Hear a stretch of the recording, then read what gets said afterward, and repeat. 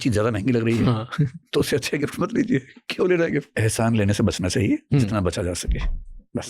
अब reach out कर सकते हो लोगों को।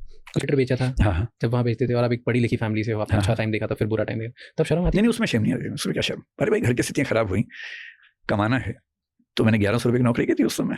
ये उस बात टाइम पे शर्म आती थी कि दूसरे दोस्त तो मेरे कुछ ये कर रहे हैं? मैं उससे बड़ा क्लियर था कि भाई अगर परिवार में दिक्कत आई है और मेरी जिम्मेदारी है कि मैं पैसा कमाऊँ तो उसमें शर्म की क्या बात है। और उस समय मेरी उम्र थी 17 के आसपास, तो मुझे क्या नौकरी मिलती है उस समय, वही नौकरी मिल सकती थी, तो वही नौकरी की मैंने। ये जरूर है कि किसी को बेचने के लिए जा रहे हैं, वो खराब से बोलेगा तो खराब तो लगता था, और सेलिंग में थोड़ी शर्म वैसे भी आती ही है। क्यों आती? अपने इधर ज्यादा आती है, एंड अपने इधर सेल्समैन को देखते भी गलत नजरों से। हाँ, तो उसी सेंस में मैं कह रहा हूँ, मुझे दोस्तों के बीच में शर्म नहीं आती थी कि मैं ये काम कर रहा हूँ, ना फैमिली को लेकर लगता था। सिर्फ ये कि किसी का स्पेस है, मैं जाके कह रहा हूँ कि खरीद लो, उसको नहीं अच्छा लग रहा, बात नहीं करना चाह रहा, पर मैं कोशिश कर रहा हूँ, तो किसी की प्राइवेसी इंक्लूड करने के सेंस में थोड़ा सा संकोच होता था। अदरवाइज तो काम है तो है, बाकी कोई प्रॉब्लम नहीं थी। So then तो it's fine. हाँ, ज्यादा पढ़े लिखे, मुझसे ज्यादा समझदार, मुझसे बेहतर लाखों लोग देश में हैं, पर इतनी पॉपुलैरिटी उनको नहीं मिली। ये भी तो बाई चांस ही हुआ। होता क्या है कि जब कुछ अच्छा होता है उसको हम मानते हैं कि हमारी मेहनत से हुआ है, हमारी योग्यता से हुआ है, जबकि हमसे बड़े बड़े 30 मार्क बैठे बैठे सड़ गए हैं, उन्हें मौका नहीं मिला। तो जो अच्छा हुआ उसको मैंने मान लिया मेरा हक है। अब अच्छा हुआ, मैं पॉपुलर हो गया, तो पॉपुलर होने में ही निहित है कि शिकार भी होना पड़ेगा कभी ना कभी। तो ये शिकार होना उस पूरे पैकेज का पार्ट है जो आपको तुक्के से मिल गया है। तो जब उसमें खुश होते हो तो इसको साथ में लेके चलो। तो ये एक्सेप्ट कर लिया? Yes yes yes. ये पार्ट शुरू से ही एक्सेप्टेड था, अभी अभी करा एक्सेप्ट? मतलब 1-2 साल से ये मुझे समझ में आना शुरू हो गया था। अब इसका एक रिसेंट, बहुत रिसेंट एग्जांपल जो मैं, आप कभी कभी सिलेक्टिवली शिकार बनेंगे, ये आपकी नियति है, क्योंकि आप ज्यादा पॉपुलर हैं। वैसे जब रिएक्शन होता है कि मैं हैबिचुअली ऐसा करता हूँ, हैबिचुअली इमोशंस को मारते हो आप। तो ओपनली बात करते हो इमोशंस के बारे में? नहीं, मैं ये कहता हूँ कि इमोशनली एक्सप्रेसिव होना अच्छी बात है, लेकिन मैं यही मानता हूँ कि मेल्स में जनरली इनएक्सप्रेसिव हो जाना उनके नेचर का हिस्सा बन जाता है, and I am one of them. और जब से ये थोपी हुई महानता सोशल मीडिया ने लाद दी मेरे ऊपर, तब से मैं थोड़ा और कम एक्सप्रेसिव हूँ। क्योंकि देखिए क्या होता है, मेरे साथ जो 2-3 संयोग हुए, एक तो मैं टीचर हूँ, कंपनी में करीब 2000 लोग काम करते हैं, मैं उस कंपनी में MD भी हूँ, फाउंडर हूँ उसका। अब जितने लोग वहाँ काम करते हैं, चाहे वो टीचर्स हों चाहे एडमिन स्टाफ के लोग हों, उनके साथ भी मैं दोस्त नहीं हो सकता। अगर मैं दोस्त हुआ, दोस्ती बढ़ गई, तो फिर प्रोफेशनल बात ठीक से नहीं कर पाऊंगा। प्रोफेशनल बात करनी है तो दोस्ती नहीं बढ़ानी है। तो ना मैं क्लासरूम में दोस्त हो सकता हूँ, ना टीचर से हो सकता हूँ, ना स्टाफ से हो सकता हूँ, ना टॉप मैनेजमेंट से हो सकता हूँ। मैं जिस पारिवारिक पृष्ठभूमि से निकला हूँ, मेरे जो दोस्त स्कूल कॉलेज के थे, मैं पढ़ने में साधारण सा था, तो मेरे दोस्त भी वैसे थे। जनरली उनमें से बहुत कम लोग हैं जो काफी सफल हुए, वो बहुत मॉडेस्ट लेवल पे जिंदगी जीते हैं। वहां भी मुझे लगातार ये कोशिश करनी होती है कि कभी किसी को ये ना लग जाए कि बड़ा आदमी बन गए। मेरा एक व्यक्ति बाई चांस आगे निकल गया तो उसकी जिम्मेदारी बढ़ जाती है कि दूसरे को लगातार ये फील करवाए कि मैं वैसा ही हूं। तो मुझे हर लेवल पे ये फील करवाना होता है कि मैं ऐसा हूं, बेशक मैं वैसा नहीं हूं।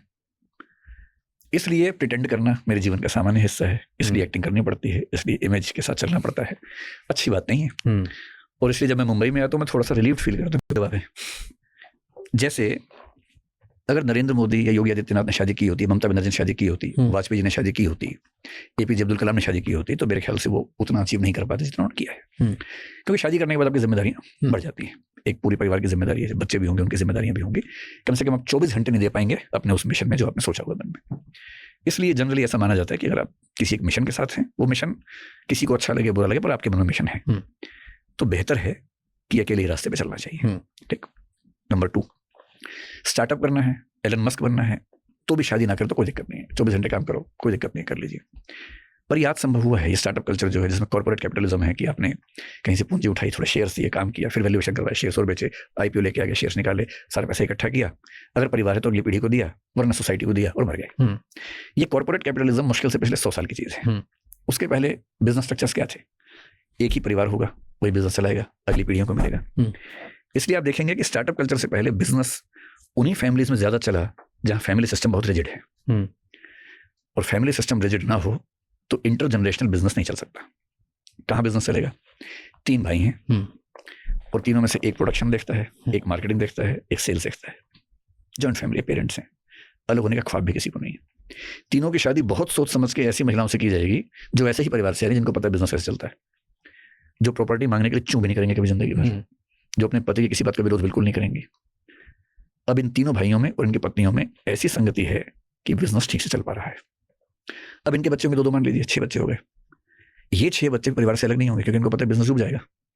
इनकी शादियां भी, ये कितने भी स्मार्ट हो जाएं, कितना बॉम्बे में रह लें, जब शादी होगी तो इनकी फैमिली इनको मजबूर कर देगी कि शादी अपने ही कल्चर की लड़की से करनी है, उसी लड़के से करनी है जो जॉइंट फैमिली को संभाल सकती है। जब तक ये चलते रहेंगे ऐसे, स्ट्रक्चर बिजनेस का चलता रहेगा। ठीक, जहां लव मैरिजेस और वो सब होना शुरू हुआ, इंटरकास्ट, इंटर रिलीजियस, पढ़े लिखे स्पाउसेस बनने शुरू हुए जो अपना हक मांगेंगे, जो कानून की बात करेंगे, बिखर जाएगा। तो ट्रेडिशनल बिजनेसेस के चलने के लिए खास रिजिड फैमिली स्ट्रक्चर बहुत जरूरी है। स्टार्टअप की दुनिया में, कॉर्पोरेट कैपिटलिज्म की दुनिया में, जहां शेयर होल्डिंग्स आप बेच सकते खरीद सकते हैं, वहां रिलेटिवली फैमिली स्ट्रक्चर इजी भी हो, इंडिविजुअल भी आप हैं, सिंगल भी हैं, तो वही काम चल जाएगा। पहले नहीं चल सकता था। इसलिए टाटा हो, बिरला हो, जो भी हो, जो बड़े फैमिलीज हैं, आप उनकी फैमिली स्ट्रक्चर को स्टडी कर लीजिए। पारसी लोग भारत में इतना आगे निकले, यहूदी लोग इतना आगे निकले बिजनेसेस में। पारसी लोगों में इंटर रिलीजियस मैरिज लगभग नामुमकिन है। स्मृति मल्होत्रा से स्मृति ईरानी बनी है, पारसी फैमिली में गई हैं, ये बहुत अपवाद है, बहुत बड़ा। पर्शियन फैमिलीज में भारत में और जो यहूदी फैमिलीज हैं, ऑलमोस्ट इम्पॉसिबल है, क्योंकि उनको पता है कि जो स्ट्रक्चर्स बनाए हैं वो सब बिखर जाएंगे। बट लड़की तो जा सकती है, लड़का नहीं निकल कर सकता। अवॉइड करते हैं वहां भी, लेकिन हाँ, रिलेटिवली थोड़ा आसान है कि लड़की बाहर से आ जाए। शायद मैं एक ही बार रोया हूँ जब मेरी माँ की मृत्यु हुई थी। भाई जिस दिन मृत्यु हुई थी उस दिन से लेकर उसके कुछ दिनों तक कई बार ऐसा हुआ। क्या थॉट था एग्जैक्ट दिमाग में, क्या है? मतलब मुझे लगता था कि मुझे बहुत फर्क नहीं पड़ेगा, क्योंकि जनरली मैं बहुत डिटैच्ड रहता हूँ और मैं कुछ भी झेलने की ताकत रखता हूँ, तो मुझे बहुत फर्क पड़ता नहीं उठा पटक से जिंदगी में।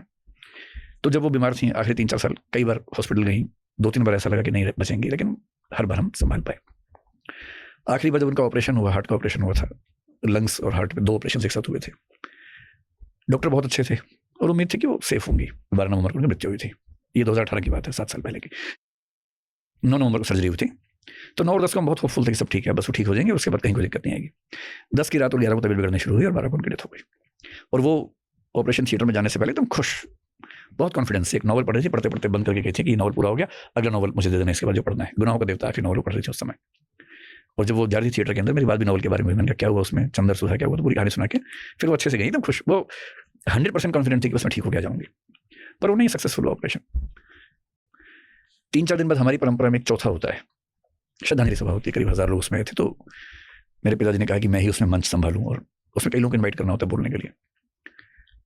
तो मैंने कहा ठीक है। जब मैं वहां बैठा, अब दिक्कत है कि मैं बोल नहीं पा रहा हूँ, जैसे बोलने लगता हूँ रोना छूट जाता है। 3-4-5 मिनट तक मैं बोल ही नहीं पाया और 1000 लोग सामने बैठे होंगे। मेरी सारी स्ट्रगल थी कि मैं एक शब्द बोल तो पाऊँ, बोल ही नहीं पा रहा था। फिर वो किसी तरह से मैनेज करके बोला, तब भी दिक्कत रही। आधे पौने घंटे के बाद कम से कम बोलने के लायक हुआ। 1.5-2 घंटे का प्रोग्राम था। तो मुझे बड़ी राहत लगी उस चीज से कि मैं अभी पूरा पत्थर नहीं हुआ हूँ।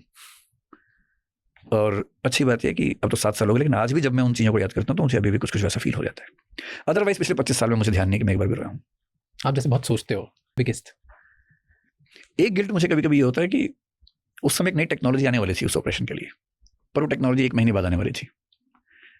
डॉक्टर ने हमें कहा था कि आप चाहें तो उस पर काम कर सकते हैं। हम घर में सब बैठे, हम सब ने डिसाइड, मतलब माने, बाकी सब लोग बैठे। हम सबके मन में ये भय बहुत गहरा था कि 1 महीना है ही नहीं हमारे पास, मतलब वो टेक्नोलॉजी ज़्यादा सेफ है, पर वो 1 महीने बाद पहली बार इंडिया में आने वाली थी। 1 महीना है ही नहीं, और जो डॉक्टर ऑपरेशन करने वाले थे वो इतने नामी थे कि हमें ये भरोसा था कि ये संभाल लेंगे। तो सबने मिलकर सर्वसम्मति से फैसला किया कि करना चाहिए ऑपरेशन। अब क्योंकि सफल नहीं हुआ तो कभी कभी लगता है कि 1 महीना रुक जाते, वो गिल्ट तो है। पर यह भी है कि अगर 1 महीना रुक जाते और उस 1 महीने में नहीं संभाल पाते तो ज़्यादा गहरा गिल्ट होता कि करवाया क्यों नहीं। तो बाकी टाइम कम गुजार पाया, एम्प्टीनेस ज़्यादा कि वो नहीं है। व्हाट वाज योर फेवरेट, उनकी कोई फेवरेट आदत? तो एक हमारा फेवरेट काम ये था कि वो रोज़ कौन सी साड़ी पहनेंगे मैं डिसाइड करता था। तो रोज़ मुझे बुलाती थी कौन सी साड़ी पहनूं, फिर मुझे 2-3 साड़ी बड़ी पसंद थी उनकी, मैं अक्सर वही उनको पहनने के लिए बोलता था। तो वो सिलेक्शन ऑफ साड़ी एक मेरी मेमोरी हमेशा है। उसमें भी एक कोका कोला शेड की साड़ी, मतलब चॉकलेट शेड की साड़ी थी, चॉकलेट एंड वाइट, वो मेरी बड़ी फेवरेट थी, तो वो अक्सर पहनती थी मेरे कहने पे। दूसरा, मुझे बचपन में आलू खाना बहुत पसंद था। आलू की सब्जी मेरी इतनी फेवरेट सब्जी थी, तो उन्होंने मेरा नाम रख दिया था आलू प्रिय। तो मैं उसे इसी नाम से बोलती थी कई बार जब जब वो सब्जी बनती थी। एक उनका फेवरेट डिश थी सूजी का हलवा, येलो कलर का बनाती थी, वो हमारे पूरे खानदान में बड़ा पॉपुलर था उनके हाथ का बना हुआ। तो वो अभी भी जब हम, जैसे मेरी वाइफ बनाती हैं वो हलवा, तो वो जिस दिन बनता है तो हम उसी मेमोरी में सब लोग खाते हैं कि ये माँ जैसा टेस्ट है। बाकी वो क्योंकि टीचर थी, नौकरी भी करती थी, घर के काम भी बहुत परेशान भी होती थी, हम 3 बच्चे बहुत परेशान करते थे, तो कभी कभी गुस्से में बहुत परेशान हो जाती थी, तो मुझे एक बार झाड़ू से मारा, घर से निकाल दिया गुस्से में। तो वो सब मेमोरीज मेरे दिमाग में है, तो मुझे बड़ा अच्छा लगता था कि घर से निकाल दिया फिर वापस आ गए। आज वो आपको सब दिखती है। कहती थी कि बेटा धार्मिक हो जाओ, पूजा पाठ करो, भगवान में आस्था रखो। मेरे अंदर अनास्था नहीं है पर आस्था भी नहीं, मैं एग्नोस्टिक हूँ। तो उनको ये लगता था कि किसी तरीके से इस रास्ते पर ले आऊँ, और मैं उनको कभी ठीक से समझा नहीं पाया कि मेरा थॉट प्रोसेस क्या है। और मेरे थॉट प्रोसेस में ऐसा बिल्कुल नहीं है कि धर्म का या भगवान का अपमान करने का भाव है। भाव सिर्फ इतना है कि मेरी जिज्ञासा अभी उस बिंदु पर पहुंची नहीं है कि मैं निश्चिंत होकर मतलब धार्मिक कृत्य कर सकूं। मेरे पिताजी अब समझते हैं, वो रोज हवन करने वाले व्यक्ति है, मेरी पत्नी रोज पूजा करती है, घर में मंदिर भी है, घर में यज्ञशाला भी है, पर वो सब इस बात का सम्मान करते हैं कि मैं एग्नोस्टिक हूँ। तो जब घर में कोई पूजा का प्रोग्राम होता है तो मैं उसमें बैठ बैठता हूँ साथ में, उनका सम्मान करता हूँ सबका, लेकिन कोई मेरे ऊपर थोपता नहीं है, ना मैं किसी पे थोपता हूँ। तो हमारे घर में सब लोग की अपनी अपनी धार्मिक आस्थाएं, सबकी राजनीतिक पार्टियां की पसंद भी अलग अलग है, तो सब लोग अपने अपने तरीके से चलते हैं। If we move ahead and अंदर से ऐसा लगता है कि प्रॉब्ली मैं नहीं बन पाया, मैं इसीलिए से मैं इनको क्या सिखा रहा हूँ। कभी कॉन्वर्सेशन होती है ऐसी? कॉन्वर्सेशन तो नहीं, लेकिन खुद तो सोचते ही हैं। मेरा पहली बात तो ये, मेरा सिलेक्शन हुआ था यूपीएससी में, पहले अटेम्प्ट में हुआ था, जो कि अपने आप में एक बहुत रेयर बात है। मेरे ख्याल से यूपीएससी में जो पहले अटेम्प्ट में सिलेक्ट होते होंगे, हर साल अगर 1000 लोग होते हैं कुल, मुझे नहीं लगता कि 100-200 से ज़्यादा होते होंगे एक साल में जो फर्स्ट अटेम्प्ट में सिलेक्ट हुए हैं। तो मैं उनमें से एक हूँ, तो मुझे इस बात का गर्व भी ठीक ठाक है। हाँ, मुझे प्रॉपर आईएएस नहीं मिल पाया, ये बात सही है। If you are still reading, वो हमारी फील्ड में, डोमेन में जितने भी कोचिंग इंस्टीट्यूट्स हैं, अगर मान लें कि 100 या 200 टीचर्स हैं, तो उनमें से 2 या 3 ही ऐसे हैं जो सिलेक्ट हुए थे और पढ़ाते हैं डिज़ाइन करके, उनमें से एक मैं हूँ। तो ये तो फीलिंग मुझे नहीं आती है। दूसरा, मुझे इस बात की क्लैरिटी भी साफ साफ है कि एक अच्छा प्लेयर होना और एक अच्छा कोच होना दो अलग बातें हैं। आचरेकर साहब कितना भी अच्छा हैं, वो तेंदुलकर नहीं बन सकते थे, और तेंदुलकर हो सकता है कि आचरेकर ना बन पाए। तो एक अच्छा खिलाड़ी होना अलग क्षमता है, एक कोच होना अलग क्षमता है।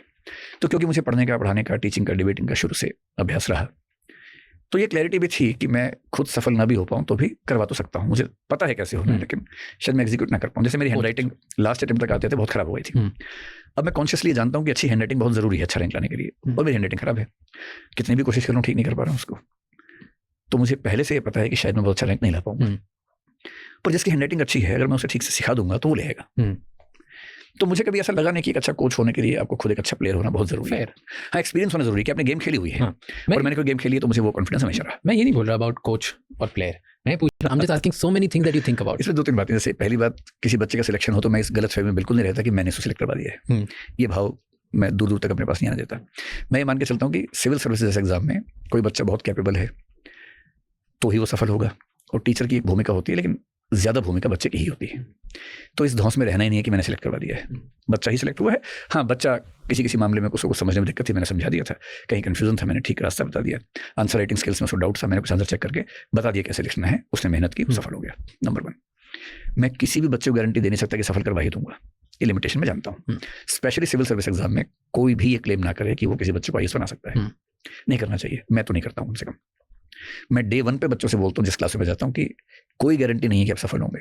अगर आप ये सोचिए गारंटी है तो वापस चले जाइए, मिलकर कोशिश करेंगे, आप भी कीजिए, हम भी करते हैं। चांसेस है कि आईएएस नहीं तो पीसीएस कोई ना कोई अच्छा एग्जाम क्वालिफाई कर लेंगे। और अगर 2-3 साल आपने ठीक से मेहनत की, खूब आंसर्स लिखे, टेस्ट लिखे, तो कोई रीज़न नहीं है कि कहीं ना कहीं सिलेक्शन ना हो जाए।